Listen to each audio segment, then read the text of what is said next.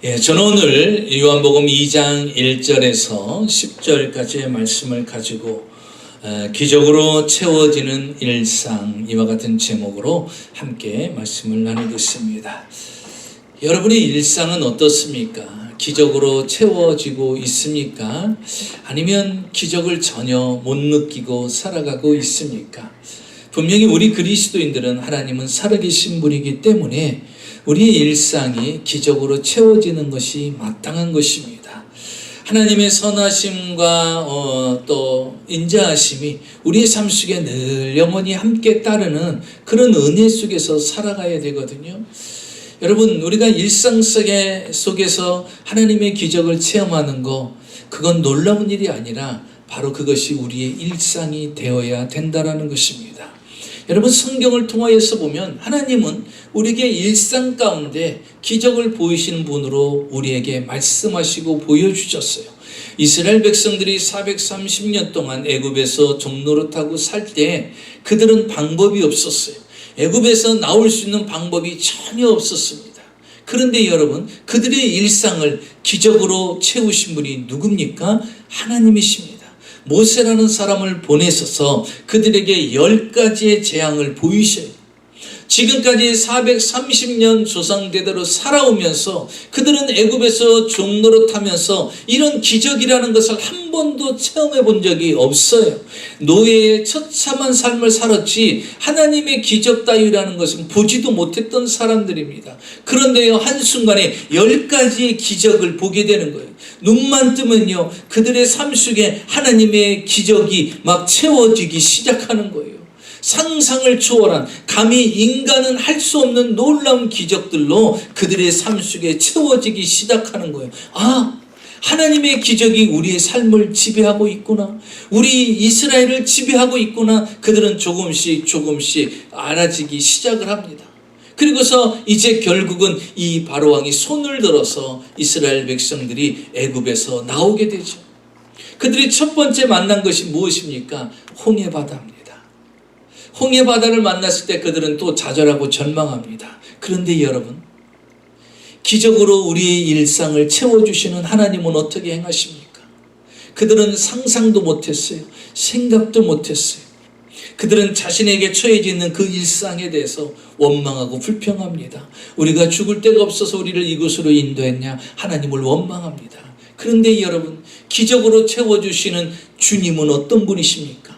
그들의 일상 가운데도 또 오늘 그 홍해바다를 쫙 가르셔서 그들을 건너가게 만드셔요. 그들은 깨닫습니다. 우리의 일상은 정말 기적이구나. 하나님이 기적으로 채워주시는구나. 여러분, 홍해바다의 기적, 우리가 일생에 한 번 체험해도 놀라운 기적이 아니겠어요? 근데 그들이요, 그 기적이 놀라운 것이 아니라 하나님 편에서 보면요, 일상이라는 거예요. 우리 하나님 편에서 볼 때는 아무것도 아니에요. 인간의 입장에서 볼 때는 대단한 거지만 하나님의 입장에서는요, 우리에게 기적으로 채워주시는 주님의 일상의 모습이라는 거예요. 수르광야를 3일간을 걸어갑니다. 그런데 그들이 목말라요. 근데 그 앞에 보니까 한 연못이 있어요. 모든 백성들이 뛰어가서 그 물을 마십니다. 그런데 그 물은요, 쓴 물이에요. 그러니까 물을 마시지 못했던 갈증했던 사람들이 그 물을 마시자마자 떼굴떼굴 구릅니다. 복통을 일으키고 토해내는 사람이 있고 하나님을 원망을 합니다. 우리에게 물을 주시지 않고 어떻게 쓴 물을 주실 수 있습니까? 원망을 합니다. 여러분, 일상생활에 생긴 거 아니에요? 근데 주님은요, 또 모세에게 말합니다. 그 연못 옆에 있는 나무가지를 가져다가 그 물에 집어넣으라는 거예요. 물에 집어넣었더니 어떤 일이 생겼습니까? 쓴 연못이 다는 역사가 일어나요. 또 우리의 일상이요, 하나님의 기적으로 채워지는 순간이에요. 쓴 연못이 단 연못으로 바뀌어집니다. 그게 끝인 줄 알았더니 보니까 하나님은요, 더 좋은 거리에 엘림이라는 아주 좋은 곳을 이미 예배해 놓으셨어요. 여러분 보세요. 하나님은요, 우리에게 좋은 것으로 일상을 채워주시는 분인 걸 믿으시기 바랍니다. 그들의 삶 자체가요, 일상의 은혜. 보세요. 눈 뜨니까요, 하늘에 하나님께서 덮지 말라고요, 구름 기둥으로 낮에는 덮어주셔요. 밤에는 불 기둥으로 덮어주셔요. 일상 자체가 무엇입니까? 기적을 보고 있는 거예요. 눈 뜨는 순간부터 구름 기둥이 인도함을 받죠. 밤에 되니까 걱정할 것도 없어요. 내가 잠잘 때는 누가 나를 지켜주지? 잠잘 때는 내가 어떤 위험이 생기면 어떻게 하지? 적들이 쳐들어오면 어떻게 하지? 맹수들이 쳐들어오면 어떻게 하지? 걱정할 게 없어요. 왜? 주님이 불기둥으로 지키시고 보호하시잖아요. 일상 자체가 기적인 거예요. 그렇게 채워집니다. 그리고 더 놀란 건요, 새벽마다 눈 뜨고 일어나면요, 기적이 또 있어요. 뭐예요? 만나를. 이슬이 내리는 줄 알 때는 그 이슬 속에서 하나님이 만나로요, 하루 세 끼 먹을 양식을 줘요. 이스라엘 백성들의 40년의 광야 생활은요, 일상이 기적으로 채워지는 삶을 살아가는 거예요. 여러분, 이스라엘 백성들은 그 자체가요, 하나님의 기적 속에 살아가는 사람들입니다. 만나만 먹었더니요, 이제는 또 고기 먹기 싶다고 이스라엘 백성들이 하나님을 원망하잖아요. 불평하잖아요. 그런데 여러분, 모세도 믿음이 좋은 사람 아니었어요? 그런데 모세도요, 이렇게 이야기합니다. 하나님, 저들을 어떻게 고기를 먹일 수 있겠습니까? 하나님께서 이렇게 얘기해요. 모세, 걱정하지 마. 내가 지금까지도 먹였잖아. 내가 그들에게 한 달 동안 코에서 입에서 냄새날 정도로 내가 고기를 먹일게. 그런데요, 모세가 뜻밖의 말을 합니다. 하나님, 바다의 물고기를 잡은들 되겠습니까? 들에 있는 들짐승을 잡은들 되겠습니까? 여러분, 우리가요, 때때로요, 믿음의 혼동이 올 때가 있어요. 지금 아침마다 뭐 먹고 있죠? 만나를 먹고 있어요. 하루 먹을 만나를 하나님이 매일같이 주고 있는데요, 이 메추라기 때는요, 잠깐 먹는 거예요. 아니, 지금 기적을 보면서도요, 기적을 못 믿어. 이게 우리들의 믿음이에요. 그러니까 여러분, 내가 믿음 좋다, 믿음 세다 자랑할 게 못 돼요. 우리가 홍해바다 갈라지는 기적을 봤다고 그것도 자랑할 게 못 돼요. 왜? 흔들리잖아요. 우리 믿음이요, 날마다 성령으로 충만하지 않으면요, 흔들리는 거예요. 교회 떠나는 거, 예수님 떠나는 거 순간이에요. 어떻게 저렇게 교회 열심히 했던 분이, 저렇게 신앙생활 잘하던 분이, 그렇게 봉사하던 분이, 그렇게 기도하던 분이 어떻게 교회를 뒤도 돌아보지 않고 갈 수가 있느냐? 여러분, 갈 수 있어요. 예수를 떠날 수 있느냐? 갈 수 있어요. 예수를 떠나서 이단에 빠질 수 있느냐? 갈 수 있어요. 여러분, 모세가 말하잖아요. 주님, 바다의 물고기를 잡은들 족하겠습니까? 들에 있는 들짐승을 잡은들 족하겠습니까? 저 같으면 속으로 그랬어요. 야, 이놈아, 아침마다 내가 만나 먹이잖아. 너는 아침마다 기적을 보고 있으면서도 어떻게 그럴 수가 있냐고.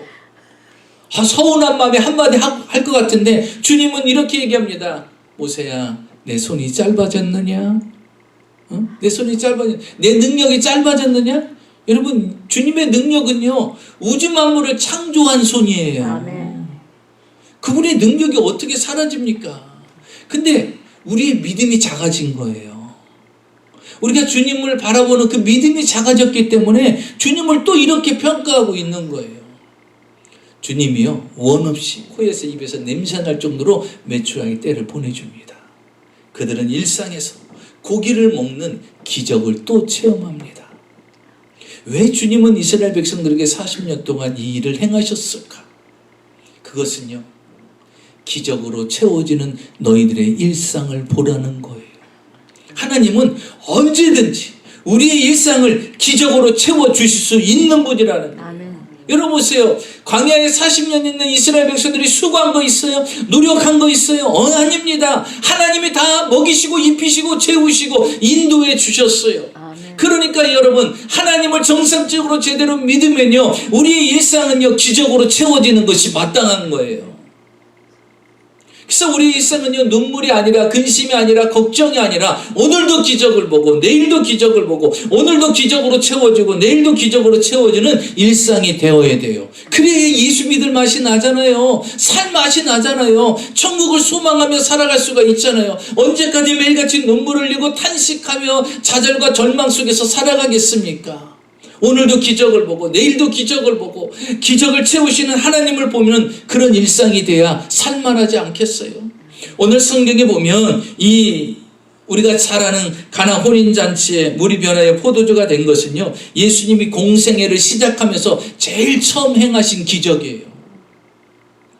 여러분, 왜 주님은 많고 많은 기적들 중에서 이 첫 번째 기적을 이 가정에서 행했는가를 우리가 기억해야 돼요.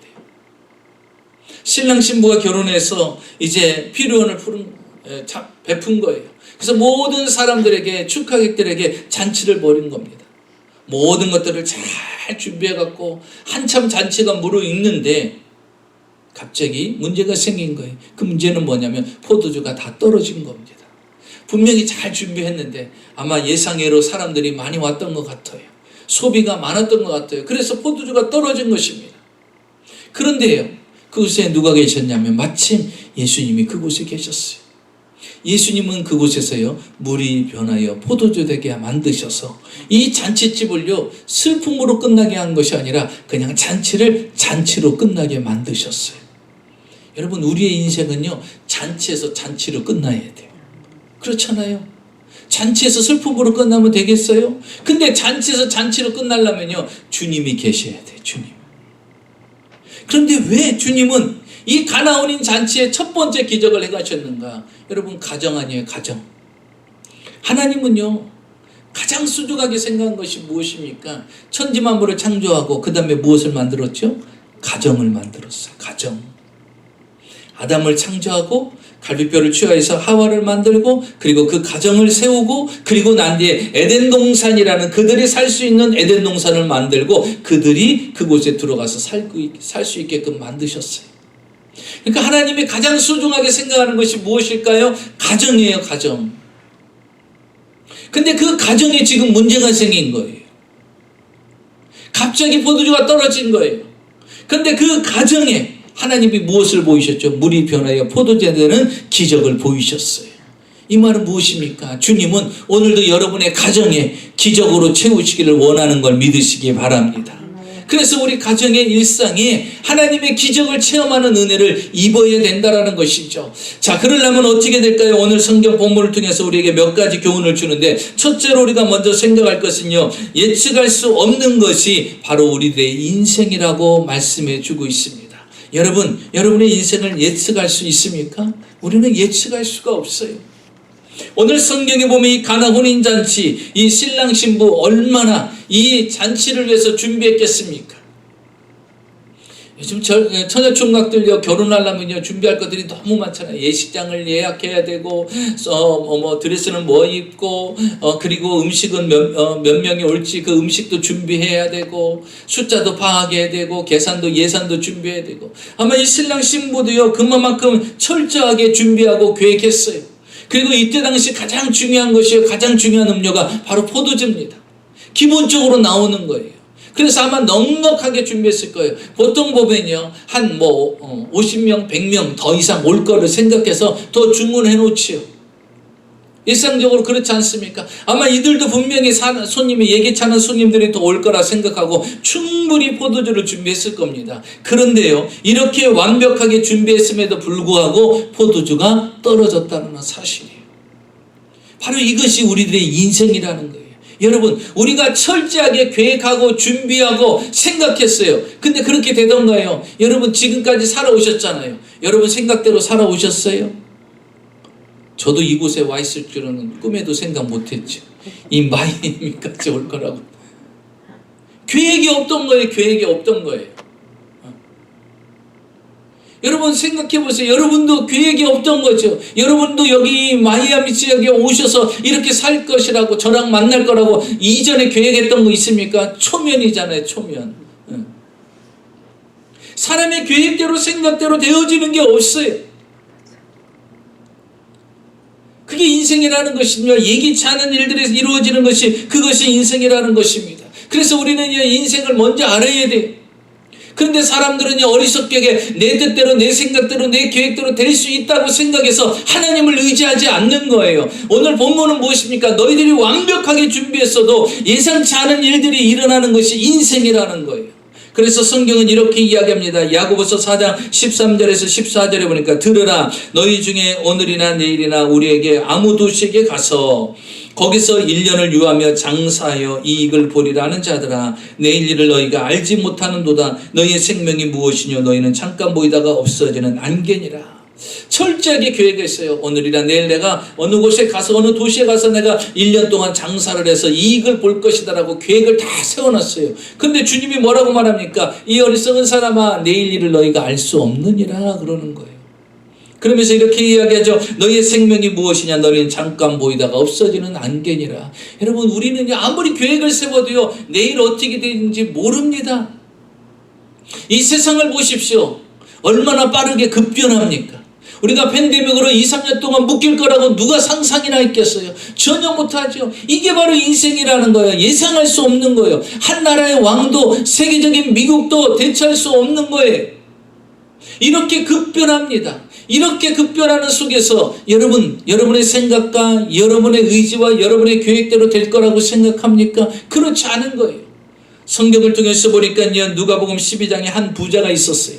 이 사람은 대풍년을 이뤘어요. 농사를 지어서 많은 수확을 거뒀는데요, 자신의 창고가 있었습니다. 그런데 이 창고 가지고는요, 다 담을 수가 없어요. 얼마나 하나님이 큰 복을 주셨습니까? 그런데 그 곳간을 다 부셔버리고요, 더 큰 창고를 만들었어요. 그리고 그 풍성한 수확을요, 거기다 다 들어놓습니다. 가득가득 채워놨어요. 그러면서 내 창고에 가득히 차여져 있는 것을 보고요, 내 뱅크 어카운트에 돈이 많이 채워진 걸 보고요, 흐뭇한 거예요. 그러면서 그가 스스로 이렇게 얘기합니다. 내 영혼아, 내 창고에 가득 차 있고 내 뱅크 어카운트에 돈이 이만큼 가득 차 있으니 이제 먹고 마시고 즐거워하자. 계획이 좋아요. 이제는 먹고 마시고 즐거워하자. 내 뜻대로 내가 원하는 대로 내가 다 창고에 이만큼 가득가득 여러 해 먹을 것 쌓아놨으니. 그런데 주님이 뭐라고 말합니까? 이 어리석은 자야, 오늘 밤 내 영혼을 내가 걷어가면 네가 예배해놓은 이 모든 것들이 누구의 것이 되겠느냐. 여러분, 죽은 사람은요, 일불도 못 가져가. 살아있는 사람이 다 쓰는 거예요. 오히려 살아있는 사람이 장례 때 땡큐 이러고 있을 거야. 이렇게 많은 것들을 쓸 수 있게끔 놓고 가시니 감사합니다 그럴 거예요. 죽은 자는요, 하나도 못 써요. 내가 멋지게 다 캐고 다 세워놨어도요, 하나님이 나에게 쓸 수 있는 기회를 줘야 쓰는 거예요. 예상치 못하는 것이 이게 인생이라는 거예요. 그렇기 때문에 이 인생이 무엇인지 아무것도 아니라는 것, 보잘것없는 부족한 자라는 것을 분명히 알아야 된다는 것입니다. 자, 두 번째로 우리가 생각할 것이 뭐냐면요, 이렇게 문제가 해결되고 기적으로 채워지는 일상이 되려면 어떻게 해야 될 것인가. 그 첫째는요, 바로 예수님을 초대해야 된다는 것이. 여러분, 기적의 삶은 내가 만드는 게 아니에요. 누가 만듭니까? 기적의 주님, 주님이 만드는 걸 믿으시기 바랍니다. 그런데 내 안에 주님이 안 계셔. 내 가정에 주님이 안 계셔. 내 직장에 주님이 안 계셔. 내 사업장에 주님이 안 계셔. 여러분, 그 사람은 기적이 나타날 수가 없죠. 예상치 못하는 인생을 살아가는 내가 내일에 대해서 어떻게 장담할 수 있어요? 여러분, 내일을 내가 보장할 수 있어요? 모레를 보장할 수 있어요? 없어요. 나는 오늘도 어떻게 될지 모르는 게 내 인생이라는 것이에요. 그런데 내 인생을 주관하시는 분이 있어요.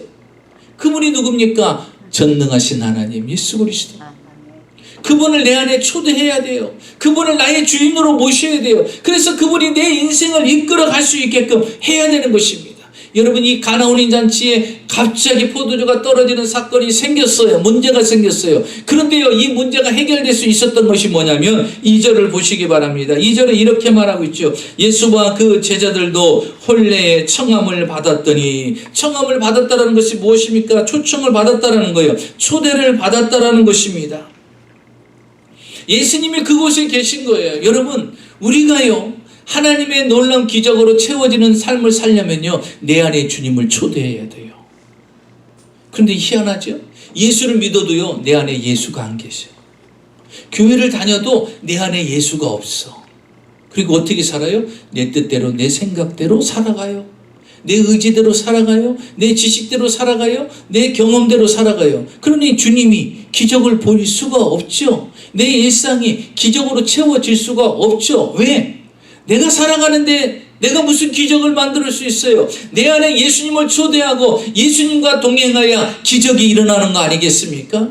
이곳에서요 기적이 일어날 수 있었던 것이 무엇입니까? 예수님을 그들이 초청을 했기 때문에, 예수님이 그곳에 계셨기 때문인 것입니다. 여러분 보세요. 지금 이 가나온인 잔치는요 잔치집입니다. 근데 잔치집인데도 뭐가 생겼죠? 문제가 생겼어요. 여러분 잔치집은요 잔치집으로 끝나는 게 얼마나 좋겠어요. 근데 희한하죠? 잔치집에도 문제가 있더라. 잔치집에도 문제가 생기더라는 거예요. 여러분 우리 인생 문제 생기지 말라는 보장 없어요. 잔치집에도 문제가 생기잖아요.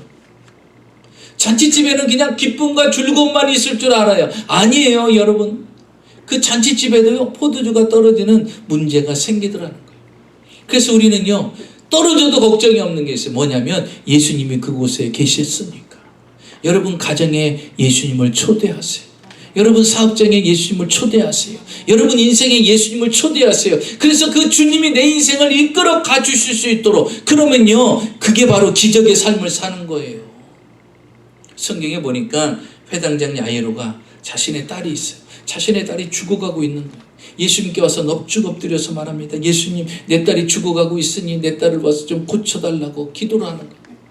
그래서 예수님께서요 회당장 이 유대인이 겸손하게 엎드려서 예수님 앞에 요청을 하니 예수님이 그래 가자 하고 그 회당장과 함께 갑니다. 어느 정도 가는데요 갑자기 회당장 집에서 하인이 온 거예요. 하인이 와서 말합니다. 주인님 가실 필요 없습니다. 예수님 모시고 갈 필요 없습니다. 왜 그러느냐? 당신의 딸이 방금 죽었나이다 그러는 거예요. 얼마나 기가 막혀요.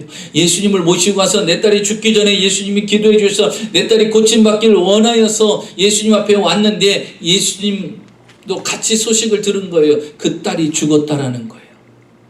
여러분 회당장 야이로가 얼마나 갈등이 생기겠어요. 예수님을 모시고 가려고 했는데 지금 딸이 죽었으니 예수님 필요해요? 필요치 않아요? 필요치 않은 거예요. 근데 예수님이요 이렇게 말씀하세요. 회당장에게 두려워 말고 믿기만 하라.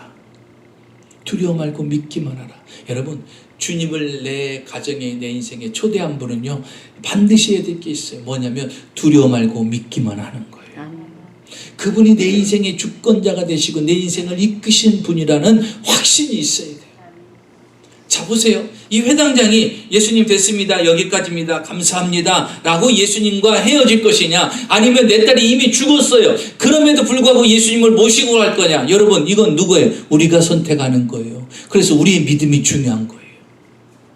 그런데 이 회당장 야이로는요 예수님을 모시고 집에까지 갑니다. 이미 갔더니요 이미 장례가 시작되고 있어요. 많은 사람들이 와서 그 아이로 인해서 슬퍼하며 울고 있어요. 그런데 예수님이 뭐라고 말합니까? 그는 아이가 죽은 것이 아니라 잔다 하면서 사람들을 다 보내고서 그 딸에게 갑니다. 그리고서 예수님은 그 소녀에게 이렇게 말하죠. 소녀야 달리다고 말지어다. 일어나라 그랬어요. 그랬더니요 그 즉시 그 아이가 살아서 일어났습니다. 사랑하는 성도 여러분 보세요. 예수님을 초대하면요 그 집은 사는 역사가 일어나요. 예수님을 초대하면요 여러분 기적으로 채워지는 가정이 됩니다. 보세요. 죽었던 딸이 살아났어요. 그들의 일상이 어떻게 됩니까? 오늘 기적으로 채워지는 순간이 되는 거예요. 여러분 주님을 초대하면요 여러분은 기적을 볼 수 있어요. 기적을 체험할 수 있는 일상을 경험할 수가 있게 되는 것입니다. 그래서 우리는요 주님을 초대하는 일에 게을리해서는 안 됩니다. 주님을 내 안에 모시고 살아가야 돼요. 다윗은 일생에 실패 없이 살아가는 이유가 무엇일까요? 그는 시편 23편 1절에 말하잖아. 여호와는 나의 목자시니 내가 부족함이 없으리로다. 하나님을 내 주인으로 목자로 삼았기 때문에 나는 부족함이 없는 삶을 산다라는 거예요. 여러분 보세요. 다윗이 부족함이 있었나요? 없어요. 그의 고백대로 그런 부족함이 없어요. 하나님이 얼마나 축복하셨는데 자신의 사유재산 가지고도 성전을 혼자 지으려고 건축하려고 계획했던 사람이에요. 하나님이 넘치는 복을 줬어요. 근데 왜 넘치는 복을 받았을까? 여호와를 목자로 삼았기 때문에 부족함이 없었다는 거예요. 여러분 주님이 여러분의 인생의 주인이 되시면 인생은 달라져요. 내가 주인으로 살라니까 힘들고 어렵고 힘겨운 거예요. 주님이 주인이 되면요 보세요 순탄한 삶이 되어지는 것입니다. 18세기에 뉴욕으로 건너온 한 젊은 소년 18살 된 영국 소년이 있습니다. 이 소녀는요, 영국에 살 때 자신의 집을 볼 때는 마치 중환자실 보는 것 같아요. 왜냐하면 그 집안의 아버지는 중풍으로 몸을 움직일 수가 없고 어머니는 폐결핵으로 기침을 하면서 사경을 헤매고 있어요. 자, 그럴 때 그는요, 이 어린 소년임에도 불구하고 항상 그 마음의 소원이 있어요. 그게 뭐냐면 나는 반드시 성공해서 부자가 돼서 내 부모님의 병을 고쳐주리라. 그게 항상 소망이었어요. 그 이제 18세가 돼서 성인이 되었습니다. 그 동네에 있는 아주 함께하는 믿음이 좋은 할아버지를 찾아갔어요. 할아버지, 내가 이제 성인이 됐어요. 내가 이제 부모에게 도움이 되고 내가 이제 성공하는 인생을 살기를 원하는데 내가 앞으로 어떻게 살아가야 될까요? 할아버지, 저에게 조언을 해주세요. 이렇게 말을 했습니다. 그랬더니 이 할아버지가 이렇게 이야기하는 거예요. 네가 잘할 줄 아는 것이 무엇이냐? 그랬더니 비누와 양초를 잘 만듭니다. 그래? 그러면 네가 그걸 가지고 하나님 앞에 기도해라. 그러면 하나님은 네가 잘하는 거 가지고 기도하면 너에게 길을 열어주실 거야. 그리고 반드시 네가 기억하고 지켜야 될 것이 있어. 무엇이냐면 네가 사업을 하더라도 그 사업은 하나님이 주인이 돼야 된다. 하나님이 주인이 돼야 돼. 그리고 또 기억해야 될 것이 있어. 네가 성경 말씀대로 살아야 된다. 그리고 네가 사업에 시작하는 순간부터 반드시 해야 될 것이 있어. 10분의 1은 하나님께 드려라. 왜냐하면 그것은 창조주 하나님의 몫이다. 이거를 지키면 너는 반드시 하나님이 너의 인생에 축복해 주실 것이다. 이렇게 말씀했대요. 그래서 18세 돼서요, 그가 영국에서 미국으로 건너옵니다. 배를 타고 건너와서 그는 비누 제조회사에 취직을 해서 지배인까지 올라갑니다. 그리고 몇 해 후에, 얼마 후에는 비누 회사의 사장이 됩니다. 그 사람은 누구냐? 우리가 사용하고 있는 세계적인 치약의 상표가 된 콜게이트라는, 윌리엄 콜게이트라는 사람입니다. 콜게이트 우리가 많이 사용하고 있잖아요. 예. 윌리엄 콜게이트가 바로 이 사람이에요. 그런데 그가요, 하나님의 은혜와 축복을 받는데 그 비결을요, 이렇게 얘기합니다. 그가 가지고 있는 하나의 장부가 있어요. 그게 뭐냐면 하나님과의 계산. 그 장부의 겉에 이렇게 써놨어요. 하나님과의 계산. 그게 뭐냐면 11조 목록을 적어놓은 거예요. 그 첫 장부터 사업을 시작하면서부터 11조 목록을 다 기록해 놓은 거예요. 근데 보니까 이전 것을 보니까요, 하나님이 계속해서 넘치도록 복을 주시는 거예요. 넘치도록 복을 주시는 거예요. 그가 그렇게 하나님의 축복을 받을 수 있었던 것이 다른 것이 아니라는 거예요. 하나님을 모시고 살고 하나님 뜻대로 사니까 자기를 이렇게 아무것도 없는 중환자실 같은 우리 집에서 하나님이 자신의 이름을 딴 세계적인 치약으로 명성을 올리게 만들어 주시더라는 거예요. 여러분 보세요. 인생은 아무것도 아닌 것 같은데요, 하나님이 그의 일상을요 기적으로 만들어 놓으니까 어떻게 되겠습니까? 일상 자체가 기적이에요. 아마 그 사람은요 지금도 전 세계적으로 그의 이름이 전 세계 사람들이 사용하고 지금도 이용하고 있지 않습니까? 여러분, 주님을 초대하면요 그 삶은 기적의 삶의 시초가 되는 걸 믿으시기 바랍니다. 두 번째로는요, 예수님께 기도해야 되는 것입니다.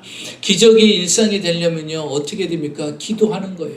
자, 보십시오. 포도주가 떨어졌습니다. 3절. 포도주가 떨어진지라 예수의 어머니가 예수에게 이르시되 저들에게 포도주가 없다 하니.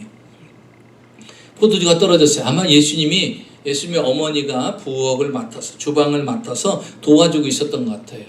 그런데 포도주가 떨어진 것을 예수님의 어머니가 알게 된 거예요. 근데 사실요, 여러분 생각해 보세요. 포도주가 떨어진 걸 누가 먼저 알아야 돼요? 신랑 신부가 알아야 되죠. 그죠? 신랑 신부는요 잔치하느라고 바빠요. 근데 예수님의 어머니가 와갖고 예수님께 말씀해 주는 거예요. 포도주가 떨어진지라. 그래서 하나 깨달았어요. 여러분, 집에는요 반드시 중보 기도할 만한 사람이 있어야 돼요. 남편이 되든 아내가 되든 자식이 되든 반드시 가정에는요 기도하는 사람 한 사람은 있어야 돼요.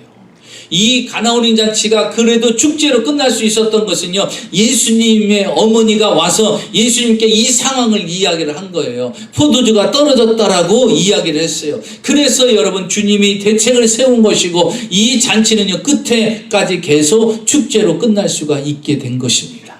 자, 그런데 이 예수님의 어머니가 와서 예수님께 뭐라고 말했죠? 저들에게 포도주가 없다라고 말씀하신 거예요. 여러분, 기도를 뭐라고 생각하십니까? 기도는요 거창한 게 아니에요. 기도는 지금 되어지고 지금 있는 모습 그대로를 이야기하는 거예요. 무엇입니까?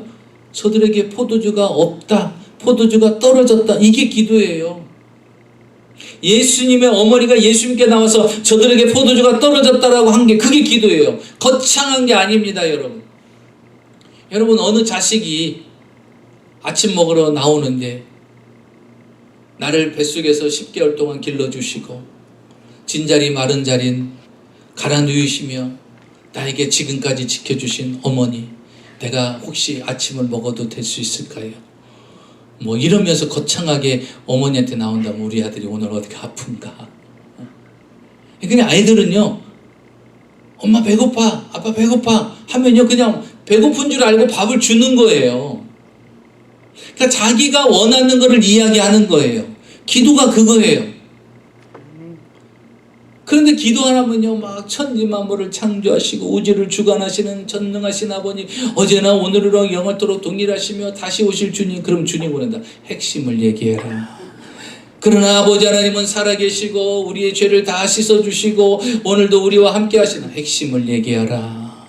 자꾸 뭐 다른 얘기만, 진짜 핵심을 얘기해야 되는데 포도주가 떨어졌습니다, 그 얘기하면 되는 거예요. 그게 기도예요. 여러분, 기도는 거창한 게 아니에요. 나를 향하여서, 내 가정을 향해서, 내 사업장에서 부족한 것이 있으면 여러분 그 떨어진 거를 기도하는 거예요. 그게 기도한 겁니다. 하나님, 내가 이거 필요해요. 그걸 구하는 거예요. 하나님 100불 필요합니다. 하나님, 저 이거 병든 몸 이거 치유받아야 됩니다. 이 병 고쳐주십시오. 우리 자녀 어떻게 돼야 되겠습니다. 하나님 그거 길 열어주십시오. 하나님 이거 필요합니다. 이거 반드시 풀어줘야 됩니다. 여러분 그거 기도하는 거예요. 그렇게 이야기하면 되는 거예요. 기도는 거창하게 한다고 해서 하나님이 받아주시고 거창하게 못하고 좀 미숙하다고 해서 주님이 응답 안 하시냐, 그게 아닙니다. 여러분 보세요. 예수님이 움직이기 시작한 것은 뭐예요? 이 예수님의 어머니가 이 집에 포도주가 떨어졌다는 그 말 한마디에 주님이 움직이신 거예요. 여러분 기도하면 주님은 움직이십니다. 너는 내게 부르짖으라 내가 내게 응답하겠고 내가 알지 못하는 크고 비밀한 일을 내게 보일 것이라 했어요. 우리가 할 일은 기도예요. 그럼 주님이 하시는 일은 뭐예요? 내가 일을 행하시는 것도 여호와요, 만드시는 것도 여호와요, 그것을 성취하는 것도 여호와라고 했어요. 결과는 하나님께 맡기는 거예요. 그럼 우리가 해야 될 게 뭐예요? 기적을 보려면 기도해야 되는 거예요. 성경은 분명히 우리에게 말씀해 주고 있습니다. 기도하는 자를 통하여서 하나님은 역사하십니다. 마가복음 10장에 보면요, 날 때부터 소경된 자가 있어요. 바디메오가 예수님이 자신의 앞에 여리고로 지나간다는 소식을 들었어요. 그때 그가 소리를 지릅니다. 다윗의 손 예수야 나를 불쌍히 여기소서. 소리를 질렀지만 워낙 많은 무리들이 따라다니니까 예수님이 미처 듣지 못했어요. 그때 또 소리 지릅니다. 다윗의 자손 예수여 나를 불쌍히 여기소서. 예수님이 그에게 다가왔습니다. 그리고서 그 사람에게 말했어요. 내가 내게 무엇해 주기를 원하느냐. 그런데 여러분 상상 외의 것을 요구해요. 뭐라고 말하냐면 보기를 원하나이다 그러는 거예요. 날 때부터 수경된 자예요. 여러분 오늘날 우리가 과학과 의술이 아무리 발달했어도요 날 때부터 수경된 자, 눈먼 자를 고칠 수가 없어요. 그런데 그때 예수님 당시에요 그가 이렇게 얘기하는 거예요. 여러분 일상의 기적으로 채워지길 원하십니까? 이 정도의 믿음과 이 정도의 기도가 있어야 돼요. 이게 확신이에요, 여러분. 그런데 어떤 사람들은 이렇게 말합니다. 예수를 믿음에도 불구하고 목사님 기도해서 될 것이 있고 기도해서 안 될 게 있는 거죠. 다 기도한다고 되면 뭔 걱정입니까? 여러분 걱정하지 마시고 기도하세요. 주여 내가 보기를 원하나이다. 말도 안 되는 것을 원하잖아요. 불가능한 것을 이야기하잖아요. 의술적으로 과학적으로도 말도 안 되는 것을 요구하잖아요. 그런데 주님은요 깜짝 놀라면서 야 이놈아 부탁할 게 따로 있지. 내가 넌 날 때부터 소경됐는데 내가 어떻게 고치라고 지금 네가 이 많은 사람들한테 나를 개망신 주려고 그러냐 이 못된 놈 내가 막 이러면서 예수님이 막 격분하고 화를 내십니까? 주님은요 조금도 놀라지도 않아요. 주변 사람들은 웅성웅성하지. 아니 쟤는 날 때부터 소경됐는데 아니 요구할 게 따로 있지. 뭐 돈을 좀 달라든지 먹을 걸 달라든지 필요한 걸 구해야지 어떻게 저럴 수가 있냐 이렇게 웅성웅성하겠죠. 그런데 이 사람은요, 예수님을 한 번도 본 적이 없잖아요. 귀로만 들었잖아요. 왜? 눈이 안 보이니까. 그런데 그 앞에요, 담대하게 이렇게 말하는 거예요. 주여, 보기를 원하나이다. 근데 주님이 뭐라고 말하시죠? 내 믿음대로 될지어다. 내가 보게 될 것이다. 그 자리에서 눈이 열려요. 여러분, 기적이 일상이 되는 삶이 되려면 기도해야 되는 거예요.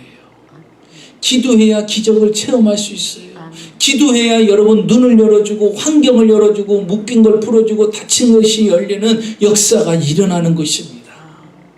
그런데 이런 믿음이 있어야 기도를 하는 거예요. 이런 믿음이 없으면요, 기도하다가 포기합니다. 그리고 어떤 것은 기도하고 어떤 것은 기도 안 해요. 여러분, 아무리 작은 것부터 아무리 큰 거라고 아무리 불가능한 것도 여러분, 사람은 할 수 없으되 하나님은 하실 수 있느니라. 할 수 있거든. 이 무슨 말이냐? 믿는 자에게는 능치 못함이 없느니라. 여러분, 주님은 향하십니다. 그래서 우리는 기도라는 무기를 사용하는 지혜가 있으시기를 주의 이름으로 축원합니다. 마지막으로는요, 더 중요한 것이 있습니다. 순종해야 됩니다. 예수님께 순종하면 기적이 일어납니다. 자, 보십시오. 이제 예수님께서 어떤 일을 행할 때 거기에 따르는 일들이 있어요. 5절에 보십시오. 그의 어머니가 하인들에게 이르되 너희에게 무슨 말씀을 하시거든 그대로 하라. 그대로 하라. 무슨 말씀을 하시든지 그대로 하라. 여러분, 순종하는 자의 자세가 뭐냐면요, 무슨 말씀을 하든지 주님이 성경에 뭐라고 기록하든지 그대로만 하면 되는 거예요.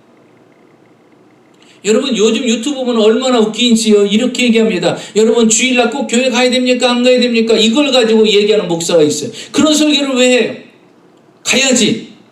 주님이 교회에서 만나주신다고 그랬죠. 여러분, 11조 해야 됩니까? 안 해야 됩니까? 구약 성경을 했고 신약 성경은 없는데 신약이 왜 없어요? 사람들을 혼란하게 만들어요. 마치 자기가 무슨 성경에 대한 대단한 지식을 갖고 있고 자기만의 독특한 어떤 성경의 지식을 갖고 있는 것처럼 행하는 사람들이 있어요. 그래서 성도들의 신앙을 흔들려 놓는 사람들이 있어요. 여러분, 우리는 간단해요. 하나님이 하라는 건 하면 되고 하지 말라는 건 안 하면 되는 거예요. 그게 순종하는 자세입니다. 자, 예수님의 어머니가 뭐라고 말할까? 너희에게 무슨 말씀을 하시는지 그대로 하라는 거예요. 주님이 하신 건 그대로 하면 되는 거예요. 누구 말 들을 것도 없이 성경에 기록된 대로만 하면 되는 거예요.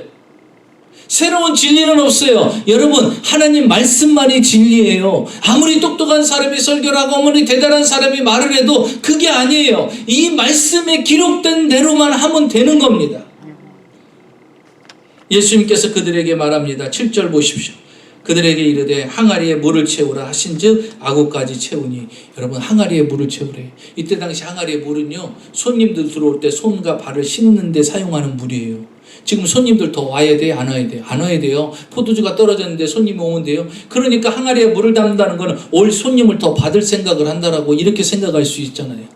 그러니까 하인들이 볼 때는 이거 아닌데 지금 포도주가 모자는데 왜 항아리에다 물을 담지? 이해가 안 돼요. 그런데 여러분, 성경에 뭐라고 말하죠? 7절에 보십시오. 7절 끝에죠. 항아리에 물을 채우라 하신즉 아귀까지 채우니.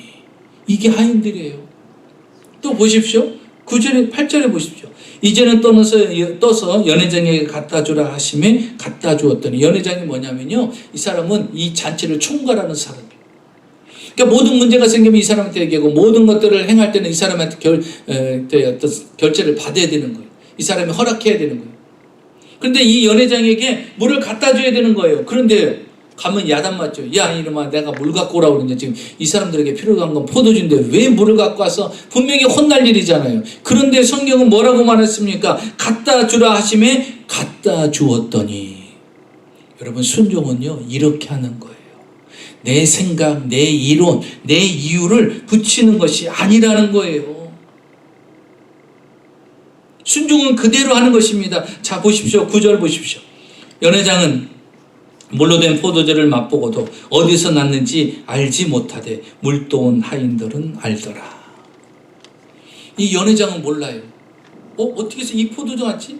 이렇게 더 좋은 맛 좋은 포도주가 어디서 났지? 그런데 여러분, 9절에 중요한 말이 있어요. 물도온 하인들은 알더라. 이 말은 뭐냐면 순종한 하인들은 알더라 라는 거예요. 여러분, 하나님의 기적은요, 순종한 자만이 아는 거예요. 그 기적을 체험하는 사람은요, 기적으로 일상을 채우는 사람은 어떠한 사람이냐? 순종의 삶을 살아가는 사람은요, 기적을 맛보면서 살아가는 거예요. 그래서 중요한 게 뭐냐면 순종하며 살아야 돼요. 때로는 여러분 이렇게 황당한 것을 요구할 때가 있어요. 하나님께서 내게 그런 것들을 요구할 수 있어요. 그래도 여러분 주님의 말씀이라면요, 힘들어도 지켜야 돼요. 손해보는 것 같아도 지켜야 돼요. 어려워도 지켜야 돼요. 고통스러워도 지켜야 돼요. 성경에 기록했으면 지켜야 되는 거예요. 그렇게 살아야 되는 거예요. 그래야 하나님이 기적을 보이는 거예요. 여러분, 이렇게 하인이 물을 떠오고 물을 갖다 주고 했으니까 그 물을 가져다가 그 많은 사람들에게 연회장에게 나눠줬더니 어떤 일이 있어요. 여러분 성경 보십시오. 10절에 이렇게 말하고 있지 않습니까? 10절에 이러고 있어요. 자, 말하되 사람마다 먼저 좋은 포도주를 내고 취한 후에는 낮은 것을 내거늘 그대는 지금까지 좋은 포도주를 두었도다. 처음에 끝까지 어떻게 해요? 좋은 포도주를 가져오죠. 이 잔치는 처음부터 축제에서 축제로 끝납니다. 아무런 문제가 없었던 것처럼, 여러분, 이 아무런 문제가 없었던 것처럼 이 가정이, 이 잔치가 아름답게 끝날 수 있는 것. 여러분 인생에 아무런 문제 없이 평탄하게 아름다운 축제 인생을 끝까지 살 수 있는 비결이 무엇일까요? 주님을 초대하는 거예요. 포도주 떨어진 게 문제가 아니에요. 내 가정에 모자라고 부족하고 떨어진 게 문제가 아니라 주님이 나의 인생의 주인이 되셨나? 그 가정의 주인이 되셨나? 그 사업장의 주인이 되셨나? 여러분 생각해야 돼요. 그러면 지금이라도 초대하십시오. 그분을 초대하십시오. 여러분의 인생에 초대하고 가정에 초대하십시오. 그리고 이제는요, 문제를 안고 있는 사람이 아니라 구하시기 바랍니다. 떨어진 것을 이야기하세요. 부족한 걸 이야기하십시오. 그리고 하나님 말씀대로 순종하는 삶을 사십시오. 그러면 그 뒷일은 누가 합니까? 하나님이 행하시는 거예요. 여러분의 일생을요, 기적으로 만들 수 있어요. 기적으로 채우는 일상을 살아갈 수 있습니다.